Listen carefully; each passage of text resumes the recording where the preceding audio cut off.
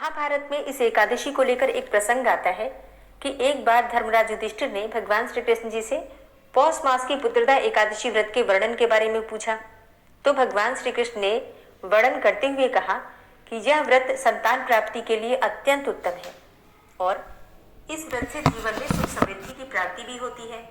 जिनके पास संतान है और वो इस व्रत को धारण करते हैं तो उनकी संतान की उन्नति होती है, संतान की आयु लंबी होती है और स्वस्थ जीवन की प्राप्ति होती है।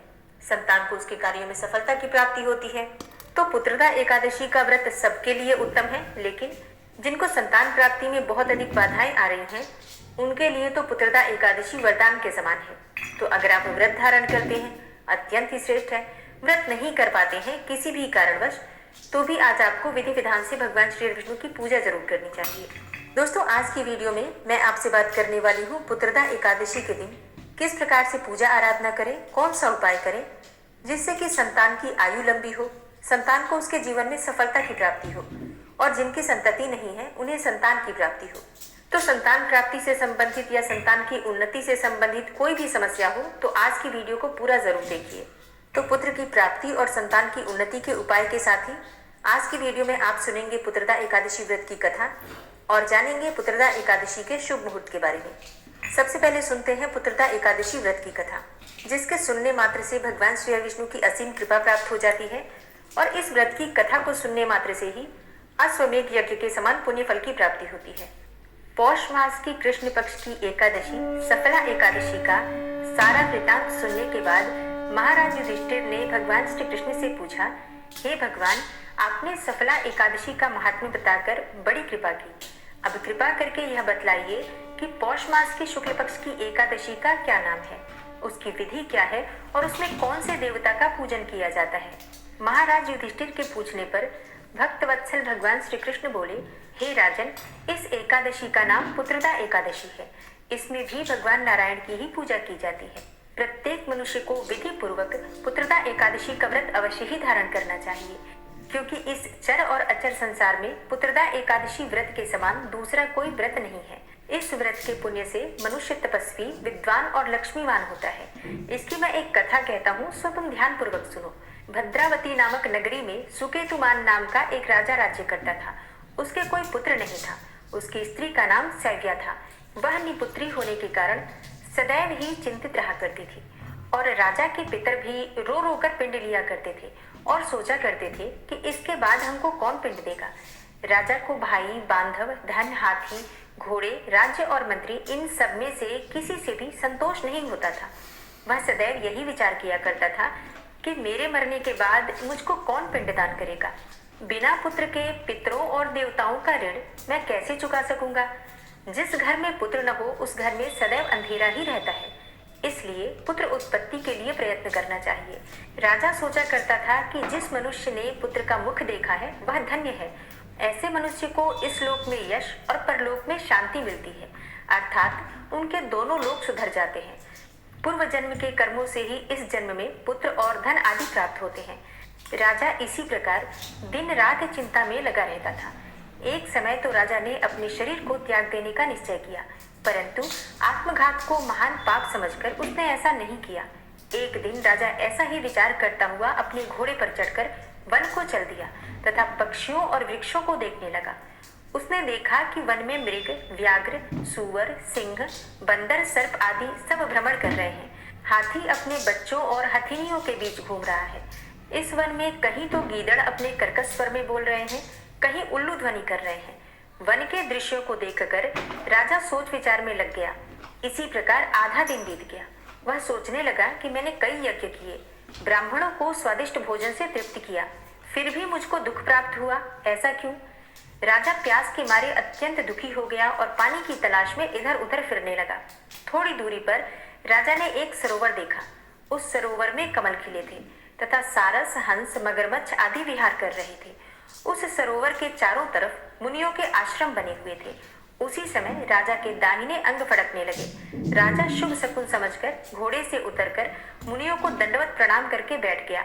राजा को देखकर मुनियों ने कहा, हे राजन, हम तुमसे अत्यंत प्रसन्न हैं। तुम्हारी क्या इच्छा है सो कहो। राजा ने पूछा, महाराज, आप कौन हैं और किस लिए यहाँ आए हैं। हे महाराज, कृपा करके आप अपने विषय में मुझे बतलाइए। मुनि कहने लगे कि हे राजन, आज संतान देने वाली पुत्रदा एकादशी है। हम लोग विश्वदेव हैं और इस सरोवर में स्नान करने के लिए आए हैं। मुनि के वचनों को सुनकर राजा कहने लगा कि हे महाराज, मेरे भी कोई संतान नहीं है। यदि आप मुझ पर प्रसन्न हैं तो मुझे भी एक पुत्र का वरदान दीजिए। मुनि बोले, हे राजन, आज पौष मास की शुक्ल पक्ष की पुत्रदा एकादशी है। आप अवश्य ही इस एकादशी का व्रत करें तो भगवान की कृपा से अवश्य ही आपके घर में पुत्र होगा।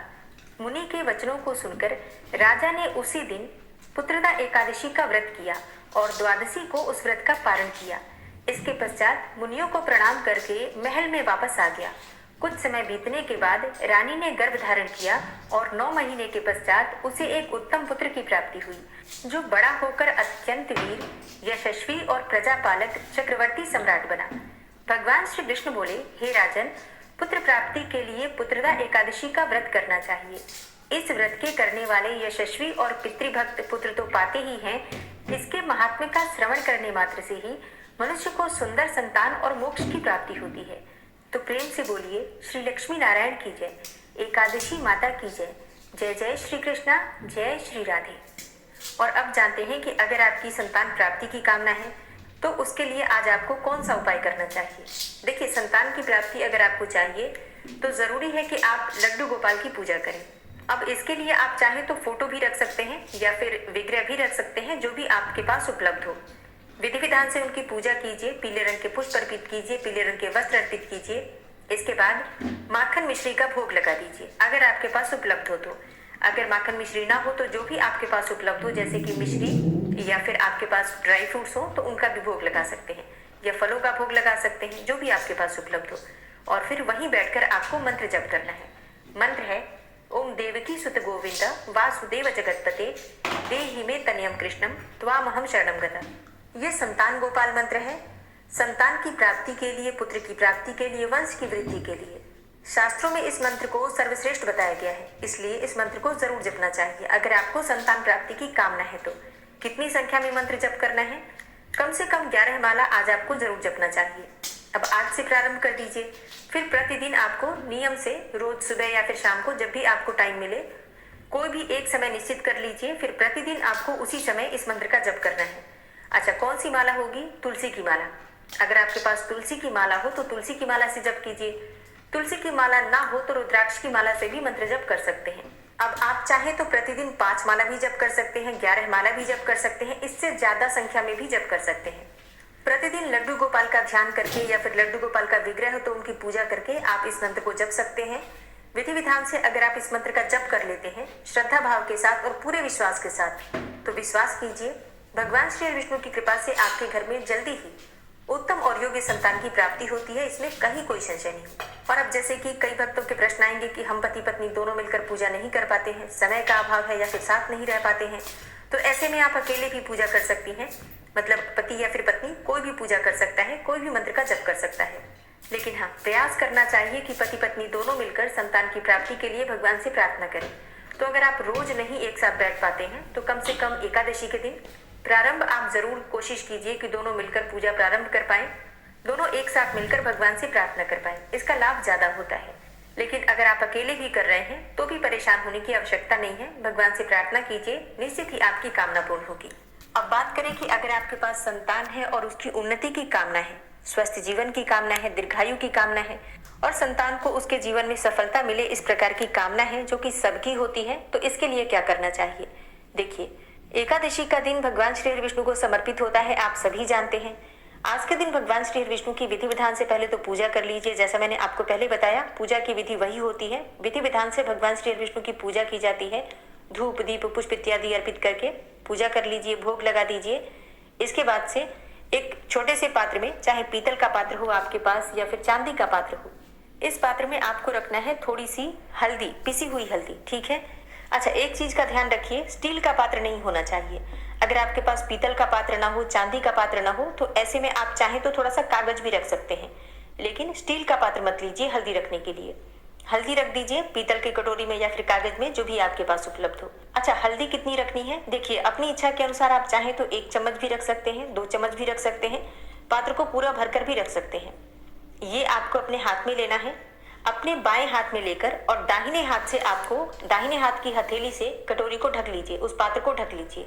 और अब भगवान श्री विष्णु से प्रार्थना करते हुए ओम नमो नारायणाय, ओम नमो नारायणाय, ये अष्टाक्षर मंत्र है भगवान श्री विष्णु का। इस मंत्र को जपिए। कम से कम 5 या 7 मिनट आपको ये मंत्र जपना ही है।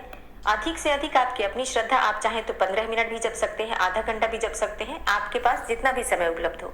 लेकिन जैसा कि कम से कम 108 बार मंत्र का जप होना चाहिए, इसके अनुसार कम से कम 5-7 मिनट आप मंत्र जप कर लीजिए।